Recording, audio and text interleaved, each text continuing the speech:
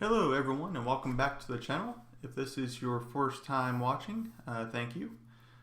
We are in the middle of creating a complex web application from scratch. The goal is to build out a application from beginning to end. We're using AWS as our infrastructure stack, so there's videos on that. We are in the middle of creating a Spring Boot application and using Robinhood as a brokerage account company to submit some API calls to. So if you need to get caught up, watch the other videos in the channel. That should get you brought up to speed where we are right now. In the previous video, we started creating the first call to Robinhood. It is an authorization call to get a token back. We started with a TDD approach, so test-driven development. We created a test class to set up different things. As we filled out our test class, we immediately wrote the code to support that test class. And that's been working out pretty well so far. We're going to deviate from that for just a moment today. So I want to see if I can get a successful call to Robinhood to make sure it's a proof of concept that we're going down the right path. So we've commented out this mock annotation so that our REST template we pass in is not a mocked object. It was a live REST template now that will invoke the actual URL that we specify, and that will see if we get an live call to Robinhood and a valid token back. So let's dive into this a bit. Inside our retrieve token class, we have our invoke method, and what we're going to do is see what we need from REST template to submit a request.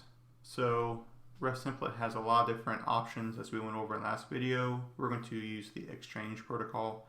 It's just a bit more flexible on what you give it, what you receive back, so on and so forth. So we're going to do exchange. If we take a look at this, it has a number of methods that's overloaded. For the first one, we need a string. If we look in the actual source code for this first string is the URL that you're going to be calling. So what we're going to do, it's going to be a constant, not going to change. So it's private static final string URL. Based on a couple videos ago, we seen all the traffic being sent to Robinhood when we log in from their front end. And so we know what pieces that we need for this. For the URL specifically, let me see if I can find that. Here we go. Copy that in. Nope, wrong spot. Up there. Take that out. So we have our URL. So we're calling robinhood.com OAuth2 token. So we have that piece done. The second argument is an HTTP method. So we will do that. We have a number of different types of methods we can call, put, post, delete, so on and so forth. We know for this call it's going to be a post. So we will do that. That is that argument done. Moving along to the third one. This is where it's going to get a little bit more complicated now for this call. So the third argument is an HTTP entity object. And this is going to be our request being sent to Robinhood. So we're going to create an HTTP entity object up here. All right. This is going to require what class, generic class type, to be our request.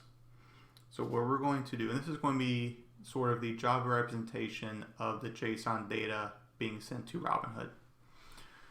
So what we're going to do is inside our package, we're going to create a new package and call this request. So this request package is inside our authorization package we're working in. We're going to create a new Java class called request. Zoom in a bit, and here you go. So this request is going to follow the payload, the fields, like a JSON fields of what the request is going to look like. So we're going to have private, string, and all these different fields that we recovered from a couple of videos ago. So we're going to have the grant type, and for now we're going to initialize it to an empty string.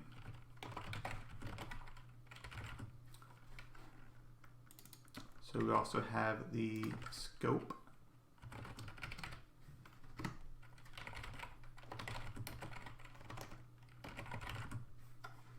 We have the client ID.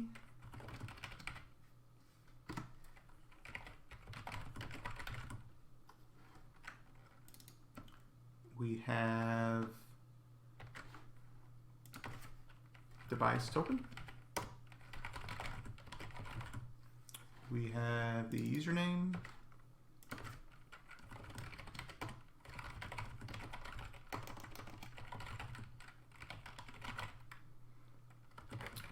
And we have password.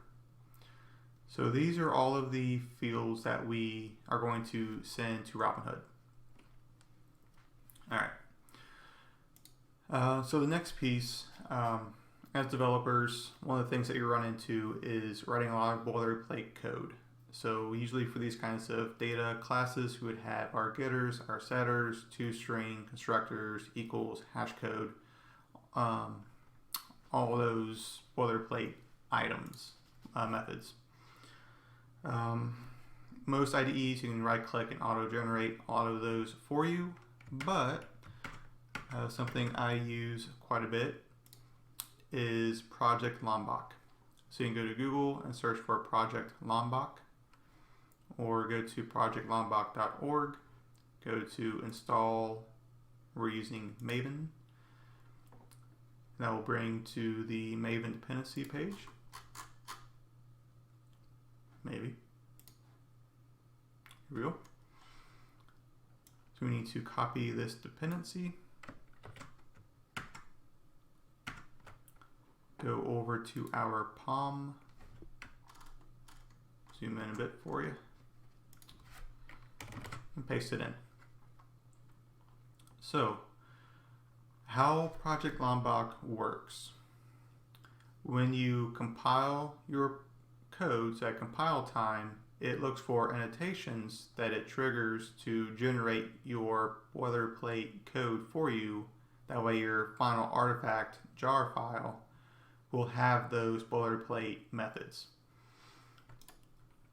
So in our class, all that we need to do is say at data. This is one of the annotations supplied by Lombok. This annotation will go through and make all your getters, setters, toString, constructor, equals, hash code. And we'll create all those for you behind the scenes, which is nice. That means that this class, for me, I just need to add in what fields that I want to have as private member variables, and it'll create all those for me. For IntelliJ, most other IDEs would have one as well. There's a Lombok plugin. So we go to Help, find Action, search for plugin, go to your plugins, and search for Lombok. I have it installed, but if you install this Lombok plugin, then your IntelliJ IDE will know about Lombok, and it'll know about all of those getters and setters that it creates for you and allow you to do the autocomplete for get your code hints, things like that. And also not complain that a method isn't there when it will be there at compile time. So if you install that in this video, you might need to restart your IDE for that to take effect. But in any case, once you have Lombok installed, add data to get this class to be complete. Okay. So let's go back to our retrieve token class. So as I mentioned, this generic here is going to be our request class. And this will tell this what kind of request is going to be sent. This has a number of constructors we can use. It's an overloaded constructor, so you can pick and choose which one we want. What we're going to need is to pass in the request object with the data filled out, and then another class for the headers. So for now, I'm going to do new request just to make sure this compiles. So this will create a new object with all empty strings. And the next parameter I need is the headers. So there is an HTTP headers class with Spring. So we'll create a new one of those. And the reason we need this is we can set the content type for this request. If we take a look at Conrad's API, the content type he specified was this type. For us, I don't think we need this. I think just JSON will do fine for their endpoint. So what we can do is media type dot application JSON. And now this is going to say create a new header with the key content type and the value application JSON. You can add as many headers as you want to this object, and it'll just create all those headers for you. For us, we just need to specify the content type. So after we have this object created, we need to add that in our constructor here. And there you go. So now this statement is saying create a new HTTP entity object where the request payload will look like this class that we created. We are creating a new object of that with just empty strings for now. We will get the real data here in a moment. And we're going to specify to use these headers from this object that we created up here. All right, so now that we have this object, we will pass it into our exchange method. And we need one more parameter for this method for us to be done with it. And that is, what does the return payload look like? So just like we typecast a request with an object to say what the request looks like, we're going to do the same for the response. So in our authorization package, right-click, new package. This is going to be our response objects. Create a new Java class. We'll call this token. I thought about calling this response, but in other places, having the object called token and make it a little bit more understandable what this class is going to contain. Zoom in to make it easier for you guys to read. So this is going to have a private string as well. If we take a look at Conrad's site, he has his own token class, and it's called access token. So we'll copy that, put it in here. All right. And again, we use Lombok, so add data, import that in, and this token class is done. All right, so back in our retrieve token, and here we will pass in our token.class. So this passes in our class definition for the token to this exchange method so that it will know what the response will look like to marshal it into. All right, so now our class compiles once again, so that is good. If we take a look at what this exchange returns, it returns back a response entity. So here we're going to do response entity. It's going to be a generic. And sort of like this generic was a request object for the response coming back, is going to be our token class. Alt-enter to import that. So we're again compiling just fine, no red X. So a quick recap, we are calling exchange. We're giving it the URL to hit, the method to use, an entity object that contains our request payload and the headers associated with the request. We're saying expect back a JSON data in the token structure, so it has an access token field in it, and that will be marshaled into this class. And this method will return back a response entity that has different fields on it, such as the HTTP status code that returned back. If it returned back an invalid code, like a 400 response, 404, 500, so on and so forth, it has information about those statuses, and also has a body or a get body method that return back the token class. So if I say token, have that equal response entity dot get body,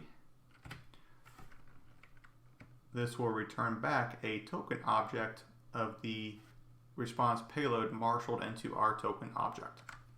Hopefully that makes sense. If not, let me know and I can try to explain it a bit more in the comments below. But at this point, if all goes well, if we give it a valid set of data with a valid username and password, it should return back a token to us. So next, I'm going to do a system.out.println. Do a couple empty lines to make it easier to find. I want to see the token being returned back. So token.getAccess token. And I don't want to show the entire token, that way y'all won't be able to log in as me and do stuff to my account. So I'm going to do just a substring from 0 to 10. So the first 10 characters of this token. And I know this token from previous experience is a very, very, very long string. It's tens of, not thousands, but it's tens of characters long. So the first 10 won't give you enough information to compromise my token. All right. So why don't we run this test case again. I believe it's going to return back probably a 500 response or a 400 response, one of the two, because the object we're passing it is just a lot of empty string, so it won't know how to process it. We didn't give it a username, a password, or any type of data to know what to do.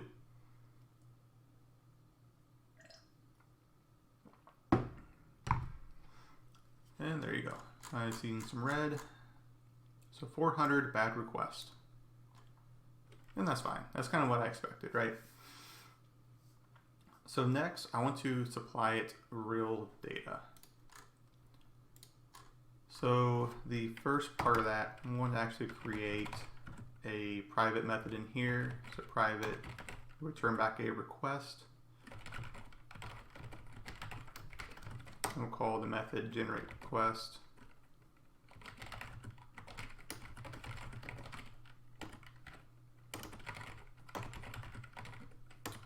Create a new empty request object and return it. And quickly go up here. Instead of creating one inline here, we're going to call our method. So it'll call this method and create a new object and return it. So at this point, if I run again, nothing's changed. It still creates an empty request object. Okay. Actually, something I'm going to do real quick. I'm going to go to my request object. I'm going to get rid of this initialization.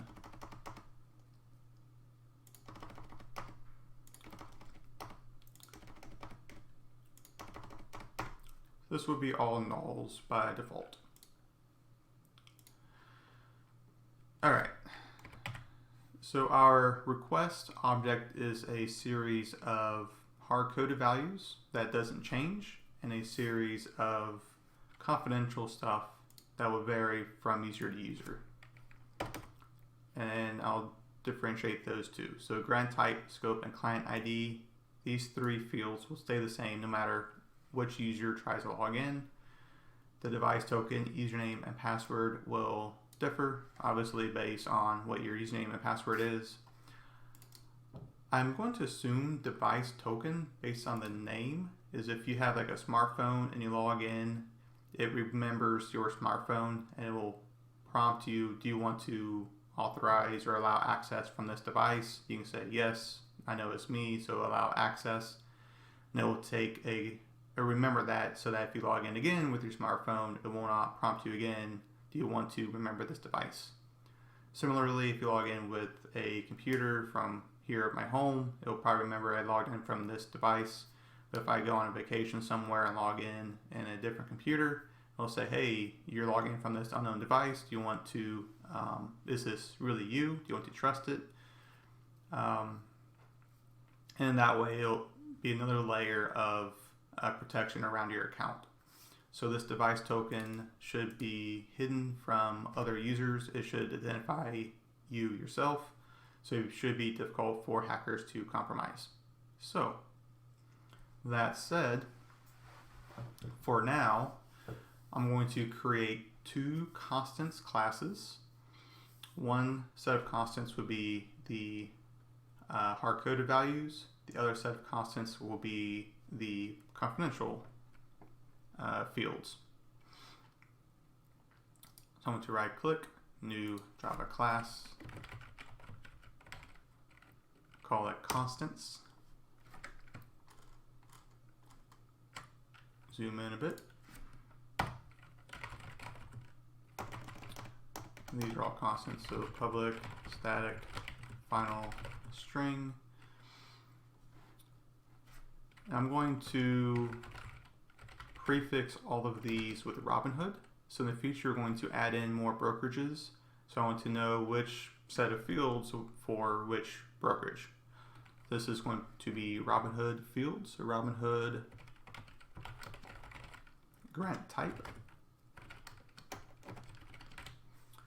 And that we know will equal password based on our little reconnaissance video previously.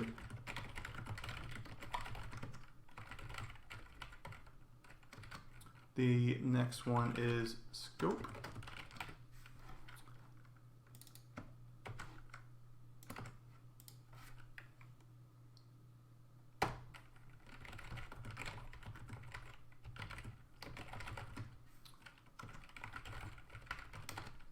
And the final one is client ID. And again, this client ID we've seen even with MUN requests and also on Conrad's GitHub repo is the same exact string. So for a reason, we just need to include it and just like a magical key for our purposes. All right, so those are the three fields that I can share on screen. I'm going to create a new class in the same package. Call it confidential constants. zoom in a bit.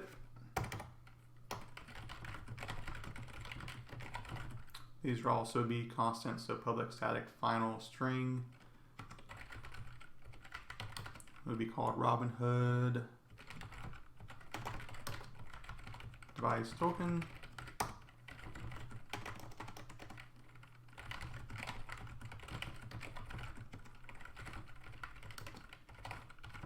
Next one is the username.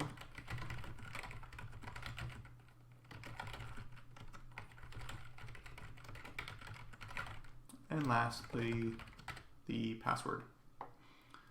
So what I'm going to do is bring this over to my other monitor. And I'm simply going to, instead of empty string, initialize it to my actual information. So device token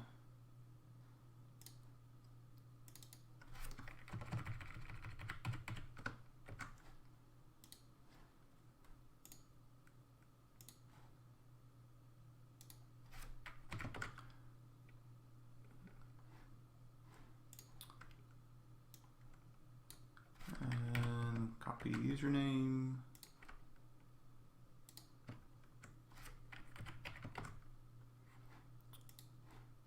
And finally, my password.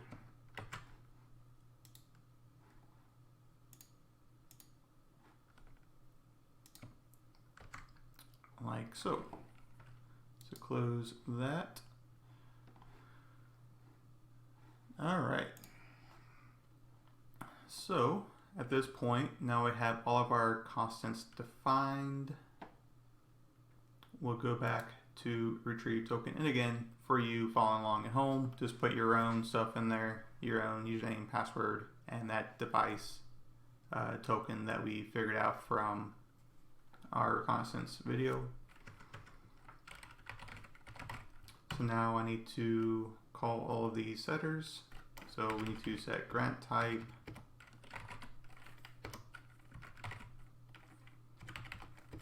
scope,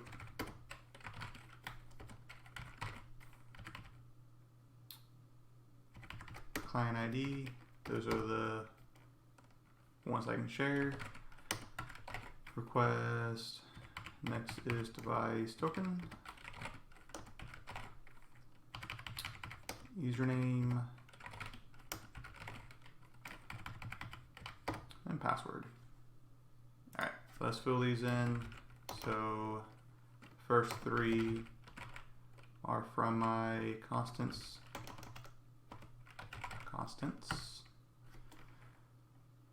Grant type, scope, and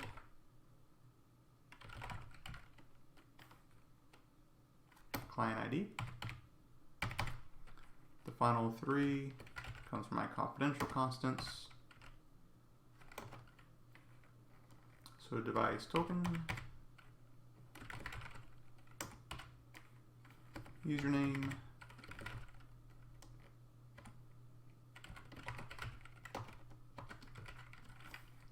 and password. All right. So again, quick recap.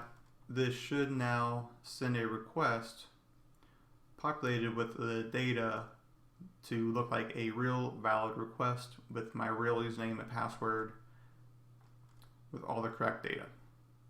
Fingers crossed. Run this again.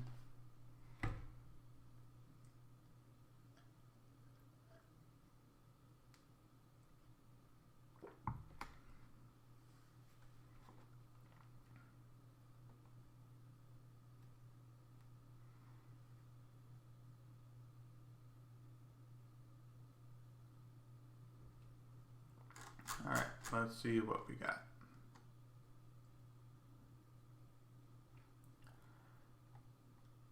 So it spits out some of our payload as debugging. It looks like all of this is correct. You can see a little bit of my device token, but there's more of it that you can't see. So I'm not going to worry about blurring that out. But we get back the beginning part of our token. So we have successfully retrieved back our token from Robinhood.